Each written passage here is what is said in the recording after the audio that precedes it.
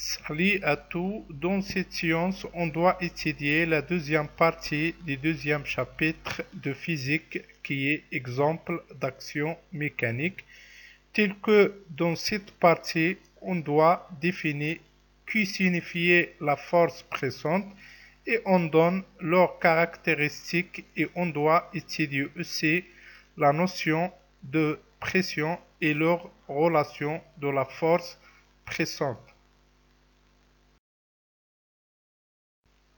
Au début, on doit définir c'est quoi la force pressante. Donc, pour cela, c'est on prendre par exemple un ballon rempli d'un gaz. On conclut que le gaz exerce une force de contact répartie sur les parois de celui-ci.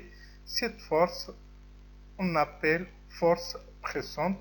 Donc, d'après ça, la force pressante est une force de poussée exercée lors de contact entre un fluide, c'est-à-dire un gaz ou un liquide, et un autre corps.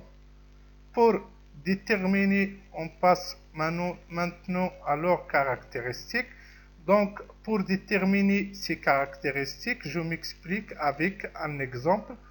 Par exemple, si on plonge un ballon rempli d'un gaz qui contient un trou dans un aquarium, on doit voir que le gaz s'échappe perpendiculairement à la membrane, donc la force pressante exercée par le gaz est toujours perpendiculaire à la paroi. Alors, leurs caractéristiques, on a déjà dit que la force pressante est une force répartie, donc leur point d'application, c'est le centre de la surface de contact.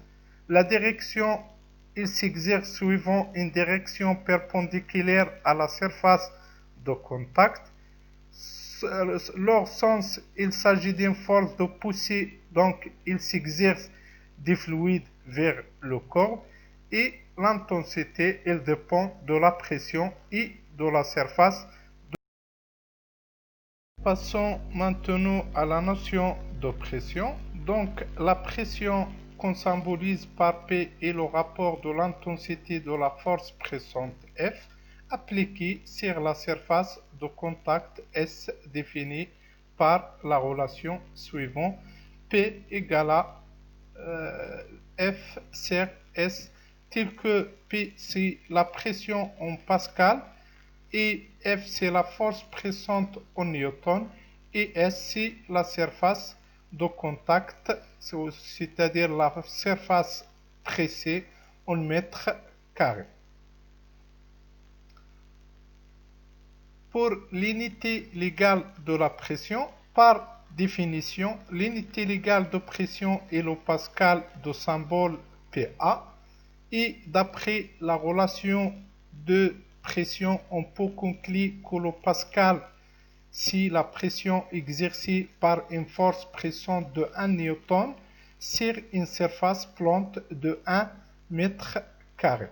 En plus de Pascal comme unité de la pression, il y a d'autres unités comme par exemple le bar, tel qu'un bar égale à 10 à la puissance 5 pascal, l'hectopascal tel qu'un hectopascal égale à 10 à la puissance 2 pascal, l'atmosphère tel qu'un atmosphère égale à 1,0325 10 à la puissance 5 pascal, et le centimètre de mercure tel qu'un atmosphère égale à 76 cm de mercure.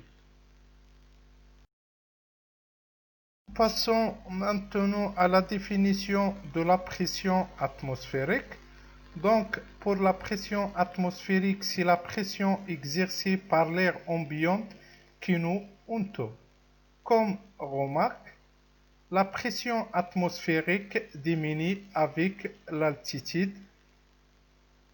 Donc, on détermine cette partie par la mesure de la pression d'un gaz.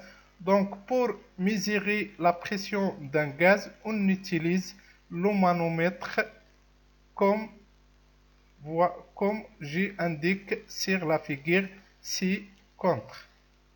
Pour les manomètres utilisent comme principe de fonctionnement la déformation d'une paroi métallique.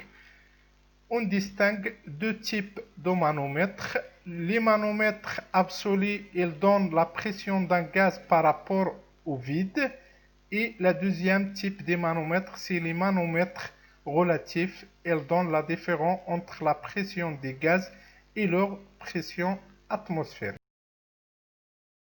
Au final, je vous remercie de votre attention et à une autre séance.